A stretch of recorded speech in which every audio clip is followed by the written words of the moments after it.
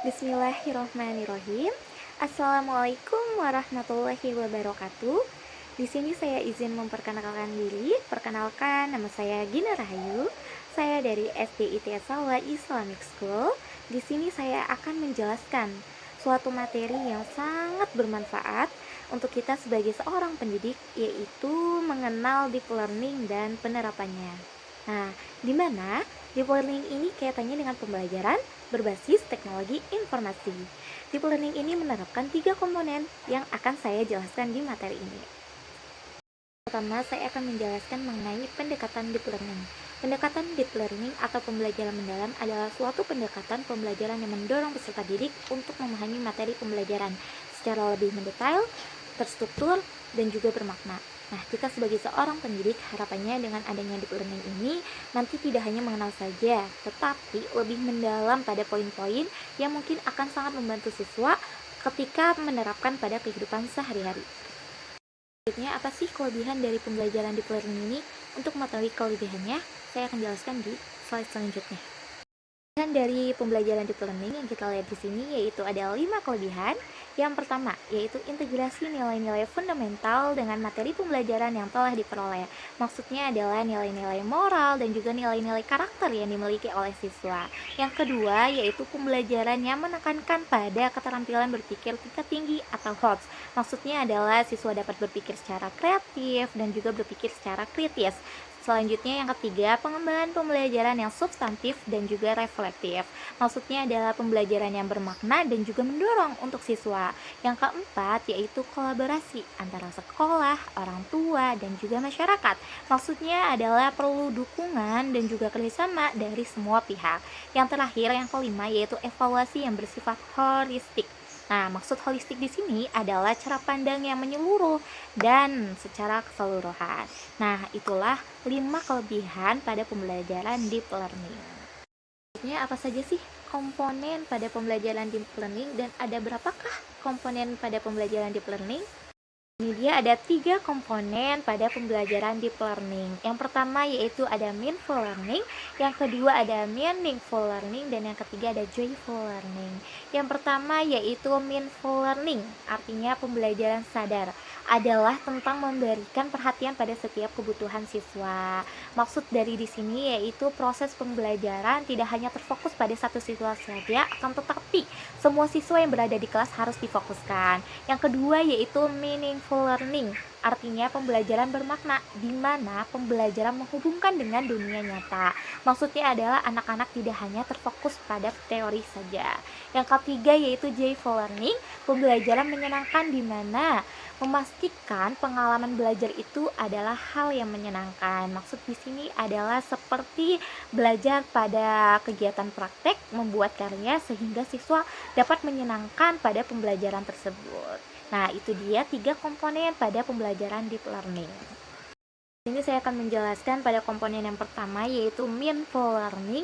Di sini ada referensi dari Tomlinson tahun 2001 dalam bukunya yang berjudul How to Differentiate Instruction in Mixed Ability Classroom, menyampaikan bahwa kita dapat melihat kebutuhan belajar murid paling tidak ada 3 aspek.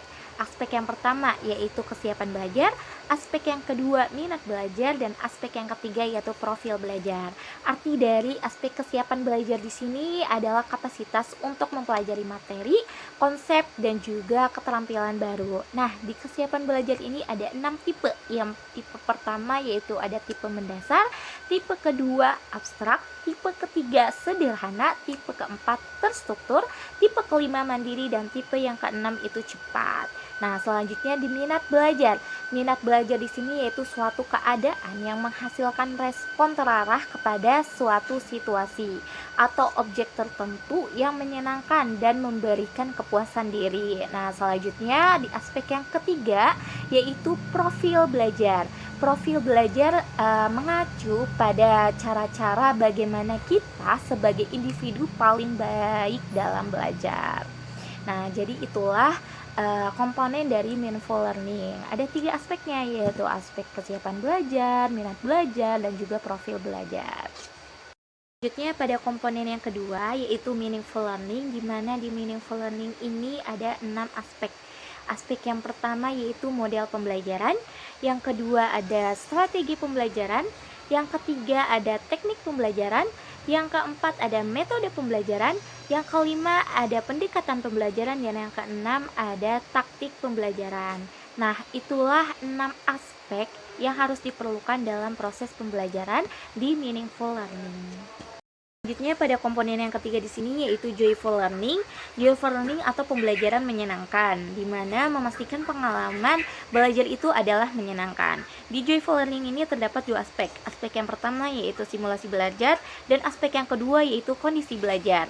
Di simulasi belajar ini seperti praktek jual beli atau praktek dalam membuat suatu karya. Dengan ini maka pembelajaran jauh lebih menyenangkan daripada sekedar guru menjelaskan di depan. Maka siswa dapat lebih senang dan dapat lebih nyaman dalam pembelajaran ini karena tidak mudah bosan, tidak mudah jenuh dalam pembelajaran tersebut, seperti itu. Nah, selanjutnya di kondisi belajar. Di kondisi belajar ini erat kaitannya dengan kondisi sosial dan juga emosional. Nah, itulah dua aspek dari joyful learning. Dari kesimpulannya dari awal hingga akhir, bahwasanya di pembelajaran di learning ini memiliki 3 poin atau 3 komponen yang sudah saya sampaikan tadi. Yang pertama yaitu ada meaningful learning, pembelajaran yang bagaimana agar semua kebutuhan siswa terpenuhi. Nah, artinya kita sebagai seorang guru tidak fokus pada satu siswa saja, akan tetapi semua siswa yang berada di kelas harus terpenuhi dan juga harus difokuskan. Yang kedua yaitu meaningful learning adalah pembelajaran yang bermakna. Guru membuat strategi pembelajaran, model pembelajaran, metode pembelajaran yang bermakna untuk siswa.